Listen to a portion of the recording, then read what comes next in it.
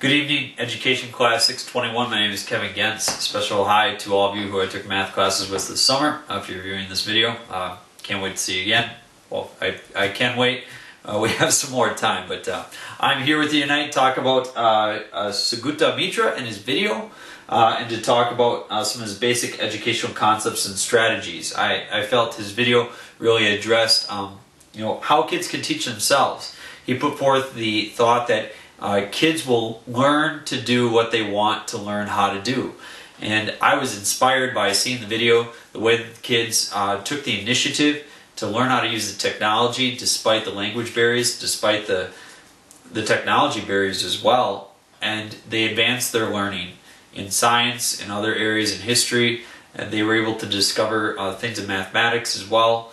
And it was very inspiring to see the level of motivation and how much learning that kids have control of, even though they were not given a lot of direction, even though they did not have a teacher there just present walking them through things, as we sometimes see in a typical classroom. Mucha Mitra talks about putting kids in collaborative communities where they can learn cooperatively and they can extend their learning. And he even puts forth an idea that there's actually an economically pretty feasible way to develop these, does he call them souls? I can't remember, don't know if that's the best word, soul, but these learning environments where kids will have access to a large screen, talking with each other, moving back and forth.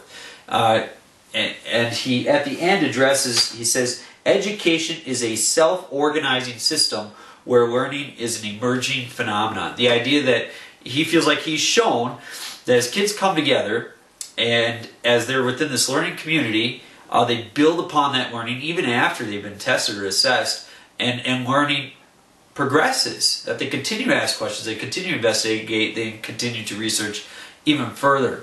And I think it's great, and I'm excited about what he's doing, but I do question, he said, I'm out to prove this, I'm going to prove that it happens. If he wants to prove that happens for everything that we need to teach kids, I think that's one thing. But to prove that happens in general, I think it's neat, but I don't think it's quite as surprising as what we think. I'll just give you an example. This is a technology device. It's a leapfrog tag system.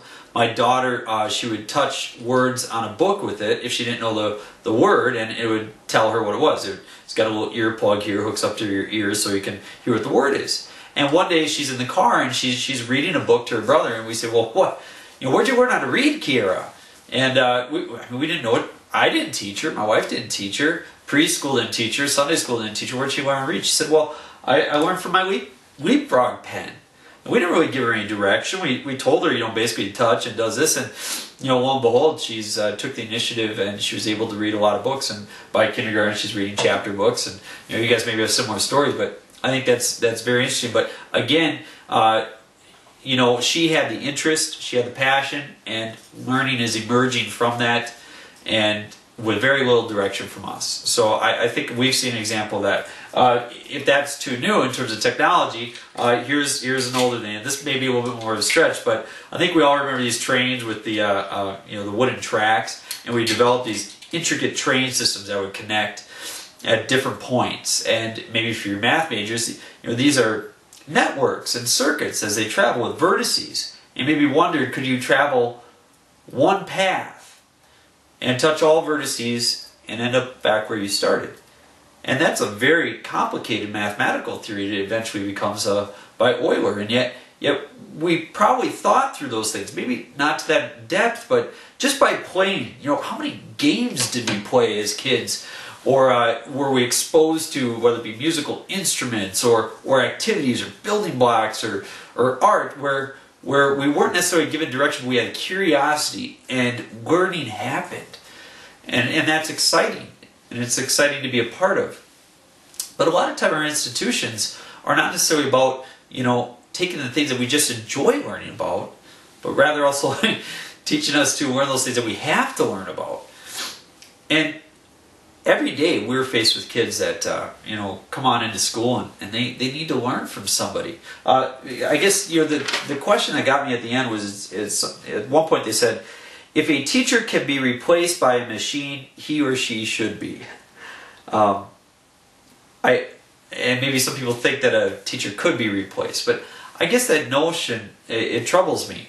If we got to a point in education where we were working with kids grades 5 through 12 and education was via the computer solely, and there wasn't that teacher presence, I guess I wouldn't want to be a part of that. I believe that education in its essence has to do with the relationship between a teacher and a student, and a relationship within a proximity where there's conversation, dialogue back and forth.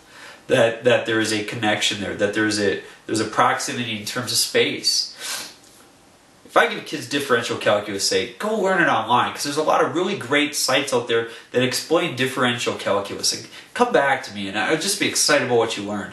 I might have a kid or two to do that, but by far and away, I have kids that coming back to my room saying, you know, I need help, and I want you to do it. You know what? You explain it better than other people, and this person I learned from better in English. This person I learned from better in science. And we celebrate that. We say, yeah, you know, we want to help them understand that better. That there are things that teachers are required to be a part of. Furthermore, I just had a conversation with a student today. How sad would it be if she graduated from high school and you know, really what she could talk about was how great her knowledge of calculus was. How sad if that's really all we could attest to that we did as a high school, but rather we developed the whole being.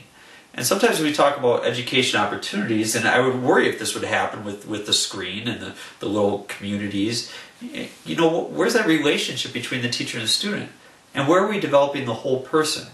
As I told the girl, you know, your success in life will have some to do with your intellectual knowledge and the subjects you mastered, but more to do with who you are. And I believe that we as educators are the primary individuals who foster that mentorship and who build that relationship and build that connection to help get kids excited about things that sometimes aren't exciting. Because in education we don't always get to choose what we learn about. Sometimes we have to learn about things that are difficult. Not to take away from it, I thought what he did was neat, and I applaud his efforts, but just to finish up, I looked up in a video by Dr. Ken Robinson called Bring On the Learning Revolution, which was a TED Talk as well. And it was great. I don't agree with everything Mr. Robinson said, but one thing he did talk about was placing kids in an environment where they can flourish, where they have an opportunity to learn and research the things that they want to learn. Do we allow for that to happen in our schools?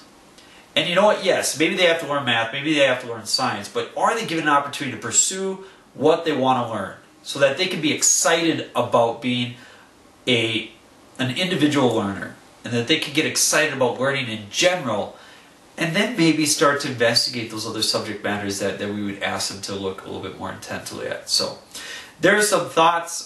Thanks for your time. I've wasted enough of it. Have a good night.